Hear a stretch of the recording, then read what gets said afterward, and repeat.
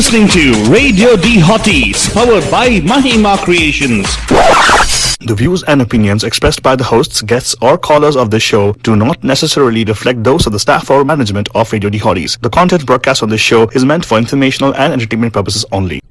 जब हमारे परिवार के बुजुर्गों की सेहत और देखभाल की बात होती है तो घर पर इन होम केयर वाला ऑप्शन सबसे बढ़िया है। अनलॉक का पेस प्रोग्राम एक ऐसा कन्वीनियंट एंड पर्सनलाइज्ड ऑप्शन है जिसके जरिए हमारे बुजुर्ग घर पर हमारे साथ रहकर यही देखभाल और सेवा का लाभ उठा सकते हैं। अब चाहे वो घर पर रहे या अनलॉक वाले पेस सेंटर में आए, उनको वही डेडिकेटेड एंड प्रोफेशनल केयर मिलेगी। अनलॉक ने बुजुर्गों की सेहत को अपना प्रायोरिटी बना लिया है। और जानने के लिए 1855-308-0195 पे कॉल करें। That's 1855-308-0195. After months of screen time and no play dates, the Children's Discovery Museum is open for Purple Play Days of Summer. It's time to rediscover the wonder. Climb on the fire engine, splash around in the waterworks, blow bubbles, and scale the tree climber in Bill's backyard.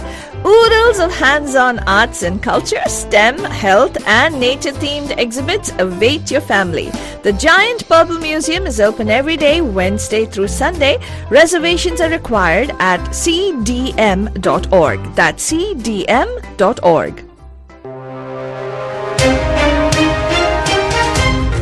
Top of the morning, Bay, with Good Morning Bay. Get to know about the traffic on your way and what's news around the world today. Some wisdom skills along the way.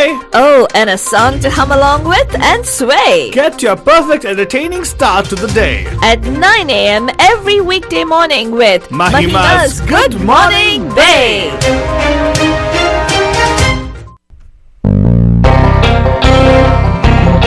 Good morning, Bay. आप सभी लोग हमारी तरफ से एक प्यार भरा नमस्ते, नमस्कार, वेलकम, नमस्कार, खुशामदी, सलाम अलैकुम, सत श्री अकाल, मीकांदरी वंदनम, जय स्वामीनारायण, जय श्री कृष्णा, जय जिनेंद्र। हमारे इस्माइली भाई बंधुओं को बोल दे याली मदद, मोराली मदद बोलते हुए सारे फीजी हम बदल बोले के नीसा बुला बनजान हम आ गए हैं आपके प्यारे महिमा के द्वारा। मैं से फालतू बाबा and of course myself फालतू रानी लेकर आपके लिए और drive time that's going to make it so exciting and so मस्तानी में जाने। True that, Banjan. Of course, let me tell you, Banjan, abhi to it's the Thursday and also it's the 19th of August, Banjan, which actually marks the Afghanistan's Independence Day. And as I told you rightly, Faltwani, I think Taliban was trying to achieve that particular mark. Yes. And did they? Yes, they did. They celebrated Afghan independence with them as being in power. See, I told you, Banjan, this is all something which is happening over there, right? You can actually guess it automatically. But anyway, Banjan, we'll come back to all those things. But I know you guys are on the roads right now trying to wonder what's happening on the roads, where your truck's stuck in traffic. Yes, couple of things you got to keep in mind, especially in today's traffic, Banjan. This is your Raste Ka Haal Total Sustainable. It's time for the Bandu Traffic Update. Call us from wherever you are at 408-912-2479. Alright, Banjan, let me start off by saying that there's a huge backlog which is on the 80 bridge. You wonder why? That's because of a severe traffic alert because of a vehicle fire on 80 westbound, west of the Treasure Island Road in San Francisco. Right in center, the entire bridge extending all the way from San Francisco to Oakland is backed up, literally stopping our traffic protection. So probably you know how difficult it is to get aid in that particular bridge also. So CHP is trying to get there, and this is just reported actually, so you probably you will have to wait there. If you're stuck in traffic, probably you got to wait for some more time, because this is just around 10 minutes ago when this incident happened. Update also has been provided, but the CHP still not reached the spot for it to be doused out, and also for people to be able to safely travel. So backlog is heavy over there, watch out. And I'm sure you can't take any alternative routes, because 80 is pretty much the position where the center, you have to either go further or come down, and if you're on the bridge, there's no way of backing out. And there also is a accident on Jesus Chavez in San Francisco. Doesn't seem to be impacting traffic over there, but residual delays happening on 880 Castro Valley area, all those things, Banjan. So that's not because of any accident, but general, the bottlenecks created by the traffic which comes up, Banjan. And that's all we have for you with the traffic update as of now. But weather-wise, look at it, it's going to be somewhere in the 80s. Is it because of the smoke? I don't know, Banjan. The smoke, we'll get more information in the news updates for you guys. But the smoke seems really getting heavy. I told you 2 days ago that we're going to be welcoming Orange Days. Probably we'll be welcoming it because yesterday, Father was like, Orange Moon. I was like, yeah, aren't you glad that Orange Moon is there? Yeah. And of course, Banjan, we'll talk about that for sure. Mask up, very important, not only for coronavirus, but right now in terms of the smoke in the air, Banjan, it might not affect people who are pretty much healthy, but anybody who's vulnerable probably can be poisonous for you guys. So watch out for that and make sure you stay indoors as much as possible today if you can, or stay away from the smoke, Patajan.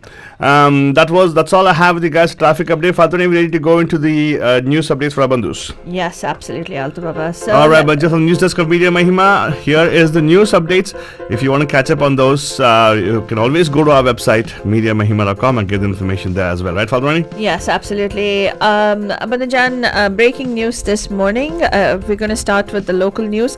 A truck caught fire on the Bay Bridge this morning, sending back black smoke into the air and sending snarling traffic across the span. According to the San Francisco Fire Department, the truck containing propane tanks caught fire on the upper deck of the span just after 8:30 a.m., blocking all lanes as fire crews tried to extinguish the blaze. No injuries have thus far been reported. Fire officials said the California Highway Patrol has the area secured, but advised people to avoid the area entirely. And of course, Panajan, if you are in as Alto Baba mentioned, if you're in the Bay Area and if you are susceptible or vulnerable, asthma and all these conditions, right, any kind of breathing, respiratory conditions, please stay indoors is what they're saying. Do not open your, what do you call that? Is it called vents? Which in the cars? In the homes, right, for the air to come in. Some people leave their windows open and stuff. So the Bay Area Quality Management District has extended an air quality advisory through Friday because of smoke persisting in the region from wildfires further north in California. The smoke has caused worse air quality than last week when the air district also issued advisories, but it is not expected to exceed federal standards or prompt a spare the air alert. The public can track air quality recordings in various Bay Area locations on the Bay Area Air Quality Management District website, which is baaqmd.gov. That's baaqmd.gov. That is where you can check your air quality data as well, Banjan. In other news from across the Bay Area and the state of California, some sad news coming up. A Northern California family of 3 that had been reported missing was found dead Tuesday, along with the family's dog on a hiking trail in a remote area of the Sierra National Forest, authorities have said. Search teams initially located the family's vehicle near a gate to the Sierra National Forest and then found the bodies of all 3, identified as John Gerish, Ellen Chung, and their 1-year-old daughter Muji, and their dog near an area known as the Devil's Gulch in the South Fork of the Merced River, the Mariposa County Sheriff's Office said. A family friend had reported them missing on Monday evening. There was no clear cause of death, prompting authorities to treat the area as a hazmat scene, said Christy Mitchell, a spokesperson with the Sheriff's Office. They're saying that it could be a carbon monoxide situation. That's one of the reasons why we're treating it as a hazmat situation. The Sheriff's Office is also investigating the deaths along with the California Department of Justice. The remote area where these bodies were found had no cell phone service, Mitchell said. It was close to the Height Cove Trail, particularly in springtime, which is said to have spectacular wildflower displays. Oh my God, imagine how a hiking trip can go wrong, Alto Baba. It's really scary, isn't it? Anyway, for those of you in San Jose, Banajan, some San Jose venues like the SAP Center will be affected by both the city proposal and the state's new requirement. Under new state guidelines, events with 1,000 people or more will be required to ask attendees of proof of vaccination or a negative COVID-19 test. This changes prior current guidance requiring indoor venues with 5,000 people or more to only attest to their vaccination status and not show proof.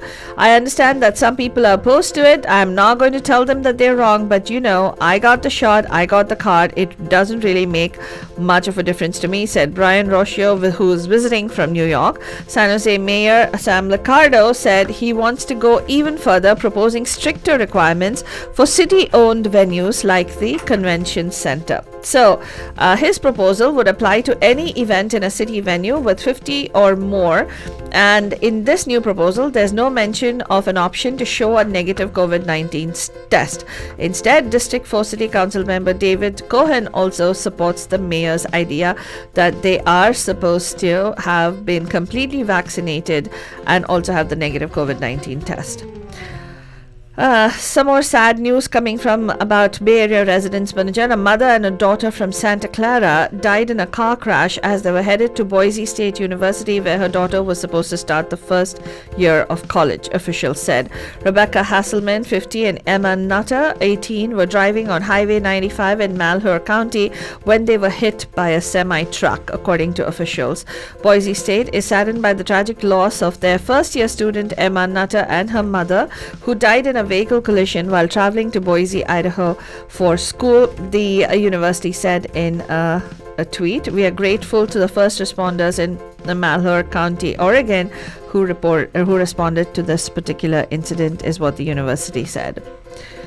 San Jose Unified reopens campuses with 90% of their staff currently vaccinated. It was the first day of school. About 30,000 students in the South Bay as a San Jose Unified School District reopened campuses for the 21-22 school year. The morning drop-off was a mix of excitement and some nerves. Most students were returning to school in person for the first time in almost 2 years. And San Jose Unified has adapted thus far with more than 90% of their staff fully vaccinated, and those who are not testing twice a week. Everyone will be wearing masks except while eating and drinking, and hand sanitizing will be a regular part of the day. Superintendent Nancy Albaran said those protocols make schools safe. While this is happening at San Jose Unified, a Contra Costa County mother has pulled her child out of school, claims that the district is not keeping the students safe. A mother in Contra Costa County says she's worried about what's going on at her son's school, claiming that they're not doing enough to keep kids safe from COVID. Back to school night is scheduled for Tuesday at Liberty High School in Brentwood, where the superintendent said he's confident it's safe to go back. But Stephanie Gradilas said she'll skip it. The high school is what I have anxiety about every single day that I send him to school. She has younger children too, one with asthma, so she doesn't want her son in high school to bring home COVID-19. Quite a valid reason, concern also. Yeah. The Liberty Union High School District Superintendent says the desks are wiped down at the end of the day following protocol by the California Department of Health, but she says they don't seem safe. My son says they're not washing hands, not hand sanitizing, not wiping down desks, and he hasn't seen anyone doing that. So that is a big concern, and this parent is saying that she's keeping her children home. Actually, Altibaba, what is disconcerting is, we're on the heels of this pandemic, right? It's not over. We're still in the middle of the pandemic, right? Mm-hmm. What is really disconcerting is the fact that there are some schools where 20 kids have been crammed into a portable cabin. Mm-hmm. In one particular portable cabin, Manajan, 20 individuals, and the school, when, I don't want to say this on the air, I'm going to bring this actually, we're going to try to see if we can do a expose on this particular district, but we just wanted to bring this to the notice of parents that you have your rights. You can actually ask, is physical distancing no longer a requirement anywhere? Mm-hmm. According to CDPH? You got to wear masks. That's it. Yeah. Physical distancing was not required at all in the first place. Wow. Anyway, it's really scary to see how close together kids are sitting. And apparently, there's also another thing that I came to know, that kids who are going to schools, it's very eerie. The kids apparently are very quiet, barely talking to each other. Yeah, because they totally got socially isolated, right? Totally. Oh my God. It takes time for them to come back to normal. It'll take some time. Yeah. Anyway, let's go on over to some national news. The United States is rushing to meet a deadline to join a $26 billion opioid settlement with 3 drug distributors and the drug maker Johnson & Johnson, as some grapple with local resistance and concerns that the amount isn't big enough to address the damage done by an epidemic of addiction. 14 state attorneys general unveiled the proposed settlement with McKesson Corp., AmerisourceBergen Corp., Cardinal Health Inc., and Johnson & Johnson on July 21st, kicking off a months-long process for states, counties, and cities to sign on. The war over masks deepens in the U.S. South, where COVID-19 cases are the highest. Florida's largest school district on Wednesday imposed a mask mandate in defiance of the state's governor, the latest chapter in the coronavirus political battle in southern United States, where new infections are the highest. Boy Scouts bankruptcy judge to rule on the $850 million sex abuse scandal. The judge overseeing the Boy Scouts of America bankruptcy is poised to rule today on the youth organization's request to sign off on $850 million settlement to resolve tens of thousands of sexual abuse claims. And President Joe Biden and First Lady Jill Biden are going to get their COVID-19 booster vaccine, is what was revealed in an ABC News interview. Police have actually today surrounded a man with possible explosives near the U.S. Capitol. That's right, Banajan. There was a man who was suspected to be blowing up, apparently in a truck. I'm sorry, my computer just froze up on me. I just lost that whole screen. We'll come back to that for sure, but right now let's go quickly take a look at what they have with Ganga Akira, and then we'll come back with that news and also what's happening around the world for you guys. So a quick look at that, but a quick Ganga Akira for you guys. I'm picked up for you from this movie called Lucknow Central, which actually is about the Kawa Kawa song, Bajan. Now, why am I playing this song? I like this song. Actually, it's Gippy Grewal's also acted in this movie song, Bajan. जो दी हवा तूने चलते चलते ज़मीं पे पाँव आसमां लगे छूने. And of course, Bajan, a song written by Kumar and music arranged by Arjuna Harjai, his name is. Nice. Listen to Bajan. Divya Kumar की आवाज़ है Bajan.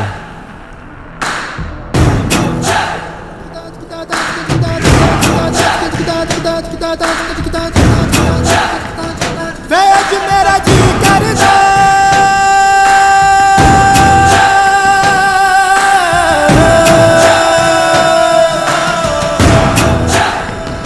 और अब्बा शुक्र तेरा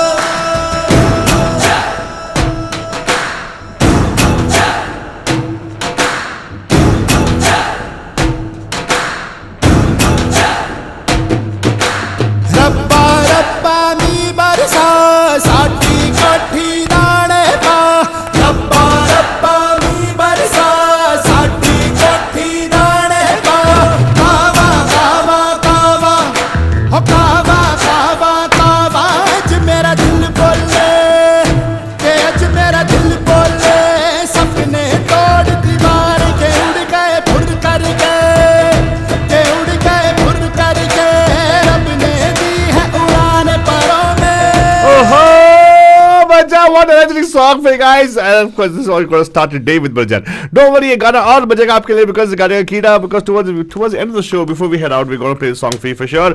And इसी के साथ Bajan, we're going to go into the news updates. As Faltoni is going to bring us about the world, right, Faltoni? Yes, but just a quick recap on the previous story. Manajan, a law enforcement official surrounded a man with possible explosives sitting in a vehicle near the U.S. Capitol on Thursday as nearby buildings were evacuated and emergency vehicles rushed to the scene about a mile from the White House. This is an active bomb threat investigation, the U.S. Capitol Police said on Twitter. The man was in a vehicle outside the Library of Congress across the street from the Capitol, a U.S. law enforcement source said. Does it seem very similar to a story which happened a couple of months ago? Which is what? We forgot so soon. What? A guy sitting in a car full of explosives in front of somebody's house. In India. Yeah. Yeah. And what was it all about? It was a smoke screen. Makes What? you wonder, what is this all about? Ah. Whoa! Diversion from I- Afghanistan, I guess. Oh my My God. God, these guys, I tell you. The spin doctors, man. Luckily, we have people who can take all these spins like us, me and you, right? Well, I don't know, but the law enforcement source apparently has said that the presence of explosives was not really confirmed. Yeah, exactly. Same. The point is that, Valdwani. The point is diversion. Diversion, what they do. Come on, India. We have seen it. What happened afterwards? The police officer, was supposed to have given the tip about the particular explosive without a detonator, by the way. Yeah. I know. Anyway. My God, what's the world coming to? Yeah, and they've completely hushed it up. There's no news about it anymore. International, no, yeah. Yeah, but speaking of the Taliban, Vijayan, about a month ago, Afghan's Ministry of Defense posted on social media photographs of 7 brand new helicopters arriving in Kabul, delivered by the United States. They'll continue to see a steady drumbeat of that kind of support going forward, U.S. Defense Secretary Lloyd Austin told reporters a few days later at the Pentagon. In a matter of weeks, however, the Taliban has seized most of the country, as well as any weapons and equipment left behind by fleeing Afghan forces. But here's the thing. They actually, the data actually just shows that around $40 billion worth of ammunition and and weapons were given to Afghan troops. Yeah, but then the Afghan troops, I was listening. Yeah, I'm go- not finished as yet. Okay. So all that is left back. Yeah. Okay, Taliban use it. But the best part is, how will they transact with money? Because money, everything, America has frozen. Yeah. America has caught all the money. Oh, really? Yeah. Only which was in U.S. offshore accounts, right? Everything. They're very smart, right? Money movement happens via, right? Doesn't happen actually in physical thing, does it? Right. So that's what they've done. They've frozen the accounts. But I know one thing is for sure. No matter how much you freeze it, they know how they can get their monies. Because it's a political organization, but then they don't actually have to sell products to make money. Yeah. They get, funding. From their own, sympathetic people. Well, they have everything from planes, guns, night vision goggles. They have all this in their U.S.-made war chest, it seems. But the question is, what are they going to eat? Well, there's... Why? They won't have food? They'll have those packs, right? Well, video is showing advancing insurgents inspecting long lines of vehicles and opening crates of new firearms, communications gear, and even military drones, apparently. Current and former U.S. officials say there is concern those weapons could be used to kill civilians, be seized by other militant groups such as the Islamic State to attack U.S. interests in the region, or even potentially be handed over to adversaries including China and Russia. Afghan protests are now spreading to Kabul in an early challenge to the Taliban. Protests against Taliban's takeover of Afghanistan have spread to more cities, including the capital Kabul, while the militant group called on the country's imams to urge unity at Friday prayers, the first since they seized control. Several people were killed where the militants fired on a crowd in Asadabad in the eastern province of Kunar, a witness said. Another witness reported gunshots near a rally in Kabul, but they appear to be Taliban firing into the air. Our flag, our identity. A crowd of men and women waving black, red and green national flags shouted in Kabul. A video posted on social media showed on the day Afghanistan celebrates independence from British control in 1919. So, one thing that I was listening to, Altubaba, is that the United States trusted the wrong people in Afghanistan, just like how they lost the Vietnam War was because the South Vietnam government was very corrupt and they didn't back actually the United States. They're saying the same thing has happened in Afghanistan. and local Afghan officials were specifically, there were some people who warned the United States that, these are not the right kind of the people that the United States was in cahoots with were the people who were actually the mafia, drug lords, and all those kinds of people, apparently, who they thought were their supporters. Yeah, because they're the ones who could actually buy the arms and ammunition, right? America's all about selling arms. God. Anyway, the G7 though, G7 foreign ministers called on Thursday for the international community to unite in its response to the crisis in Afghanistan to prevent it from escalating further. A statement issued by British Foreign Minister Dominic Raab said the G7 ministers call on the international community to come together with a shared mission to prevent the crisis in Afghanistan from escalating. Britain currently holds a rotating leadership of the G7, which also includes United States, Italy, France, Germany, Japan, and Canada. There's also talk that Russia knew all along the capability of the Taliban, and they knew that they were privy to the fact that they would take over faster as expected, is what they're saying. So, but other news from Russia is that Kremlin critic Alexei Navalny appealed to Russians from behind bars on Thursday, nearly a year after he was poisoned with what the West says was a nerve agent, and told them to vote tactically in the elections next month to try to hurt the Kremlin. His smart voting plan is one of the last levers Navalny and his allies have after a crackdown this summer outlawed his movement as extremist. His allies are banned from taking part in the September 17th to 19th election, and the United Russia, which supports Vladimir Putin, is expected to win despite its slump in popularity. The election is seen as a dry run for presidential elections in 2024. Putin, who has been in power for more than 20 years, has yet to say whether he plans to run again. They declared half the country extremist to grab all the constituencies, Navalny wrote on a post in a post on Instagram, and he said they haven't let the strong candidates run in the election. They're scared of smart voting. Navalny said, who has published online posts via his lawyers since being jailed in February for 2.5 years for parole violations that he calls are trumped up. Trumped up. Yeah. And in news from India, Banajan, the India is saying at the United Nations Security Council that Pakistan-based terror groups like Lashkar-e-Taiba and JEM, what does it stand for? I don't know the it's something Jame something Muhammad something like that. Yeah, continue to operate with both impunity and encouragement.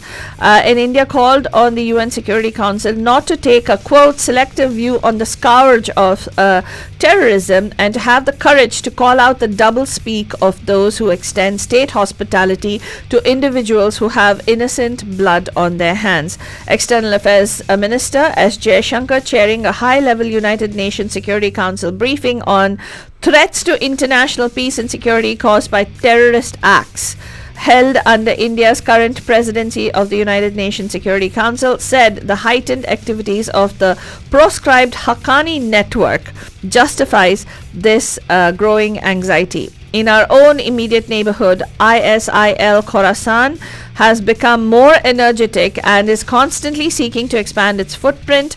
Events unfolding in Afghanistan have naturally enhanced global concerns about their implications for both regional and international security, is what they're saying. And also, of course, Banajan, desperate Afghanistanis are trapped at Kabul airport. They're in what you call no man's land. They have nowhere to go, and they don't know how to get out of the country either. So, well, there's one thing positive over here: the fact that 5,000 additional boots have gone down on the airports of Afghanistan. Military boots, as in military personnel, for making sure they can make the order. So the Joe Biden's commitment is saying that no American will be left behind. Funny thing is, he doesn't talk about the people who actually have served American initiatives there. What's going to happen to them? Or people Afghanis who have American visa. Afghani visa, you call it, right? Right. So it doesn't talk about that though. Yeah. But again, let's see what's going to happen. We'll keep a close eye on that for sure. But any closing thoughts before we head out? There are some Indian politicians who are coming out and saying that India should be open-minded in their dialogue with the Taliban. That's what Yashwant Sinha is saying. And then there are other BJP leaders slamming them, saying that people who are encouraging talks about, encouraging the Taliban ought to be treated like the Taliban, it seems. Well, India is never had any kind of. It's them who had issue with India, not us. Yeah. In fact, India actually had projects in Afghanistan, which Taliban claims that they can actually continue. But former External Affairs Minister Yashwant Sinha said that India should be open-minded and they should actually open an embassy in Kabul and send back the ambassador. No, they already had embassy. They withdrew the embassy when this coup happened. Yeah. Exactly. Anyway, he said that the people of Afghanistan have a great love for India. True, but do the Taliban? That's another question when every country is pulling their people out of that country. So we hope the situation does get resolved, but we'll bring you updates right here on Good Morning Babe and the Jan. We'll be back tonight live at 5 on the Pam Pam Show. Here is from Lucknow Central, our final iteration of today's Gaane Ka Keeda. पत्थरों से हीरे तराशे हैं, दर्दों में दिए दिलासे हैं, मेहरबानियाँ मेहरबानियाँ ओ बेहानियाँ, रब्बा रब्बा लख लख बारी, रब्बा रब्बा हो लख लख बारी. Bandajan, this is your darling Faltu Rani, and let me tell you, Bandajani, that all these beautiful tracks that you're listening to right now are special Dihari picks that we've hand-picked just for you. We'll see you in just a few. Keep listening.